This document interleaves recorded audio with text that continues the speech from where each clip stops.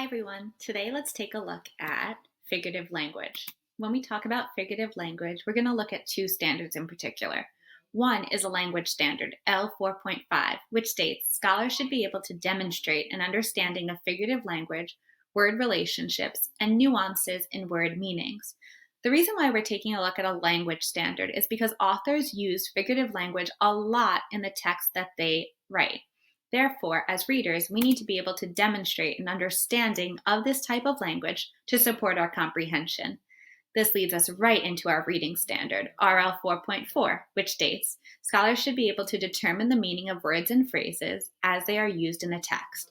When we look at figurative language, we're going to look at phrases or groups of words, and we need to, as readers, be able to determine the meaning of those phrases. Let's get started. First, let's look at the definition. Take a look at the top box. What is figurative language? When words mean something other than their literal meaning, they have a non-literal meaning. Well, first let's look at literal and non-literal.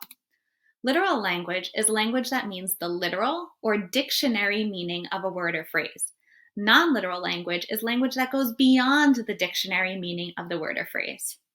Now, even with these definitions, it's still a little bit confusing. So let's use an example to help us clarify what this means. You may have heard your teacher say, "This test is a piece of cake." This phrase is an example of figurative language that is not supposed to be taken literally. Just think how funny that would be. If this was supposed to be taken literally, it would mean that instead of paper, the test is a slice of cake. This is supposed to be taken non-literally, and its non-literal meaning is the test is super easy. So with this example, you can clearly see how the literal meaning and non-literal meaning differ. And let's use this going forward with our understanding of figurative language. So there are many types of figurative language authors can use: similes, metaphors, hyperboles, personification, and idioms. Authors use figurative language to say things in interesting ways. They don't want their readers to become bored, so they use figurative language to spice things up a little bit. First, let's start with similes. What is a simile? A simile is when authors are comparing two unlike things using the words like or as. Take a look at that example. She is as bright as a light bulb. What is the author trying to say about the girl by comparing her to a light bulb? Well, I know that when people say they're bright, they're trying to say that they're smart. And light bulbs are really bright. So the author must be trying to say that she is really smart. What is a metaphor? We'll take a look at the metaphor box. A metaphor is when authors are comparing two unlike things by saying one is the other. Well, hold on a second. This sounds familiar. Yeah, because both similes and metaphors are comparing two unlike things. So what's the difference? Well, metaphors and similes both make comparisons, but metaphors make a direct comparison. What's a direct comparison? Well, it's when you're going to make a comparison, but you're not using the words like or as. So take a look at the example. He is a walking encyclopedia.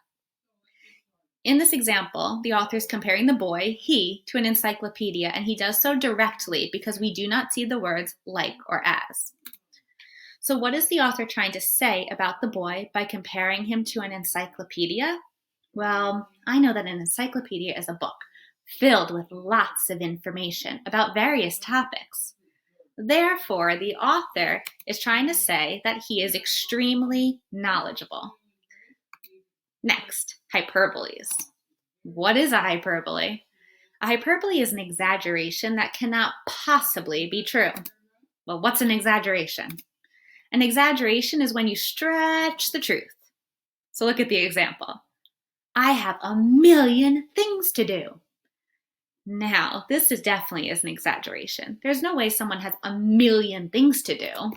So why did the author use this exaggeration? What point did he want to convey?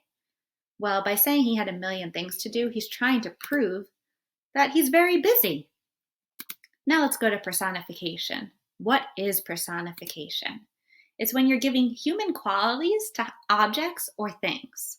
Look at the example. The trees danced in the wind.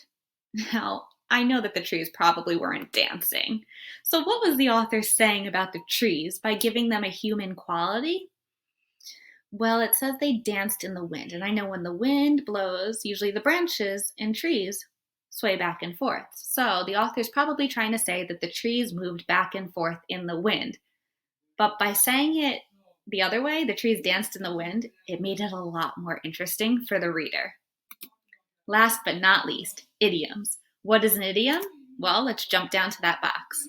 An idiom is a common saying that has a completely different meaning. Look at the example. He was feeling blue. What do people mean when they say they are feeling blue? Well, from my experience, I know that when people say they're feeling blue, they're sad or upset. So the author's saying he was upset or sad.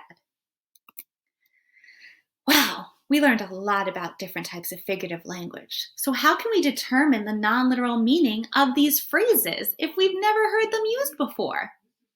Well, jump down to the last box. That's where context clues come into play. You're going to use context clues to infer the meaning of figurative language. You're going to look at the text details. Use context clues before and after the phrase to determine its figurative or non-literal meaning. Well, there you have it. Now you know about figurative language. Go on a hunt in the text that you're reading and try to find types of these figurative language being used, and then challenge yourself to figure out that non-literal meaning. Thanks for learning with me. Bye.